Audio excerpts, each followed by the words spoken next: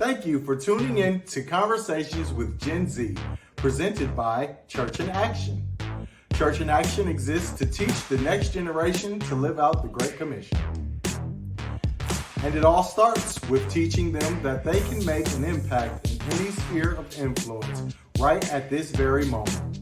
So let's tune in to hear what this group of Gen Zers have to say about today's topic.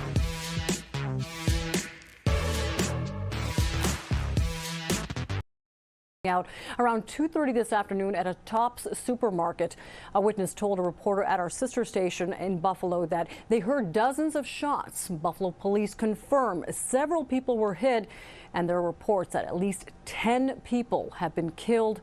Of course, this situation is very highly fluid and the circumstances could change. Now, Governor Hochul tweeting that she is monitoring the situation and urging everyone to stay away from the scene. What are your thoughts and feelings about that topic? Just from hearing about it.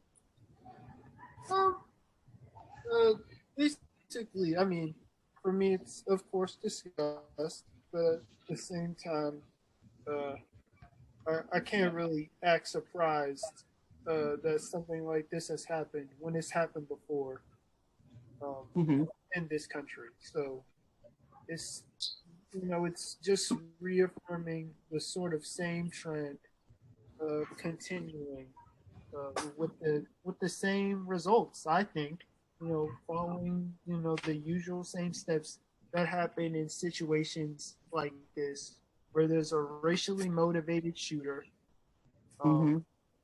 They're white, and you see what they you see how they treat them in comparison to other mass shootings. Like, the first thing that came to my mind more recently when I looked at it again is that I looked at this shooting and I thought back and I compared it to something like the DC sniper, and I just thought about how they treated him versus how they treated the DC sniper. There was a lot of emotions. There was fear, there was anxiety, there was frustration. And when I came back to like all the news reports later after I calmed down, because hearing that 10 people died and then 3 are in critical condition because an 18-year-old kid walked into a store with a gun based on his perception that his race is dying out and being replaced. I just thought about how foolish it was, because this wouldn't help. I heard about, I didn't read it. I heard about like his manifesto explaining why he did it, and how he was trying to provoke conflict between white people and these quote unquote replacers being immigrants and people of color. And I was just thinking, like, how is this going to stop your race from dying out?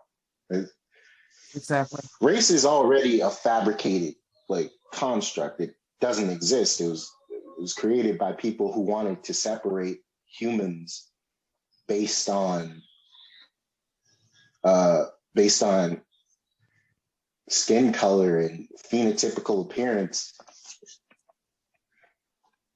and so that they could feel justified in enslaving and massacring and torturing. It's not real. And I was just thinking, like, even if it was real, how is this going to save your race? Because a lot more of your race is going to die if there's conflict. And then even after that, how would anyone in your race feel safe during a war enough to have a child?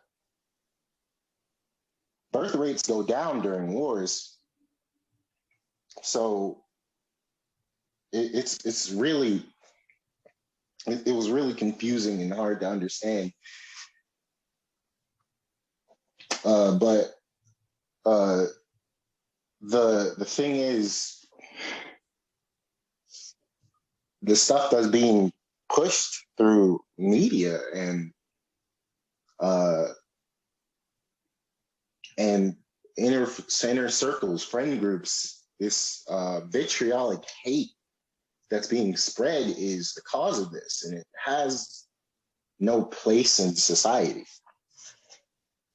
I feel like it's just crazy how they would like politely escort him out, but had it been any other race, they would have been killed on sight. Like it wouldn't have been, I feel like they wouldn't have even had the chance to just be escorted out. And then the fact that it seems like he will more than likely get away with it due to I think his family was saying that like he had like a mental health issue. But had it been any other race saying that they had a mental health issue, that wouldn't fly. They would be in jail, or if they weren't killed, they would be in jail. Like it wouldn't even be a hesitation. It wouldn't be that we're waiting to see what happens. It wouldn't have mattered. But since he is white and that's like the, claim to be like the superior race, he's getting that luxury to what seems like if he's not going to get let off scot-free, he's probably going to get a low sentence or probably just put in like a psych ward. Maybe it won't be that way, but just how things go, it just seems like he won't get punished how he should be punished. And there's the fact that he is still getting due process, even though he live streamed this event and was caught on the scene with a gun. Like it was premeditated murder, and it's like it's not being treated like that. Like he wanted to have this happen. It was a motive behind it. It was an incentive. He wanted this to happen, and nobody's thinking about that. They're just thinking, oh, he's just some sick kid. Like, no, it's not that. This should come with a genocide charge. 3 months of planning and preparation. And the first thing they do is they want to get him a mental wellness check. You know what they did to the 17-year-old who was clearly manipulated by the DC sniper? They gave him 6 consecutive life charges. 6 consecutive life charges. But he gets a mental wellness check off the bat when we know he planned this from himself. I'm not even gonna, I don't want to give the nonsense any glorification by calling it a manifesto. That's not a manifesto. That's just nonsense. He's writing. I mean, they call the DC sniper, they didn't even give the DC sniper stuff that type of glorification. Why is he getting any glorification at all? Why is he not being shot on sight? Why is he able to clearly plan this out, showing that he has the mental faculties to know what he's doing is wrong? But then and those 10 people he killed will also never get to see their families again. Exactly. I mean, just bold and out about it. And the worst part is, I don't think he's gonna get the death penalty. They're not going to do that to him. I don't think they're gonna do that to him. He'll probably get 1 life sentence. That's all. To be honest, I'd rather have him rot in a cell for the rest of his life. No, I'd actually rather him get the death penalty. In this, I agree to disagree.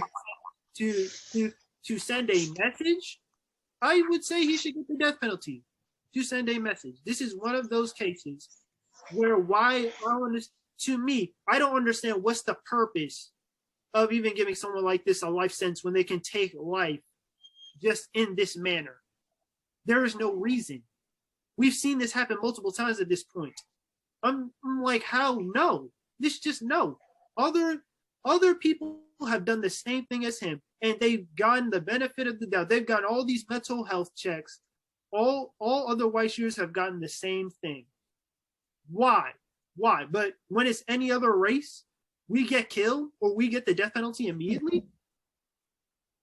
I'm just saying, does that make sense to anyone else?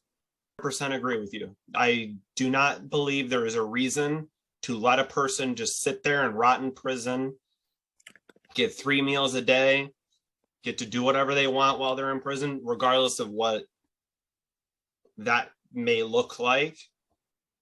But what is the point of letting that person sit there just so that they suffer further on the dime of the people that they hurt?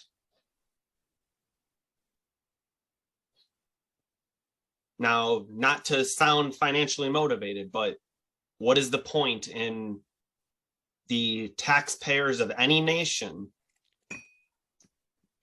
paying for someone to sit on life in prison?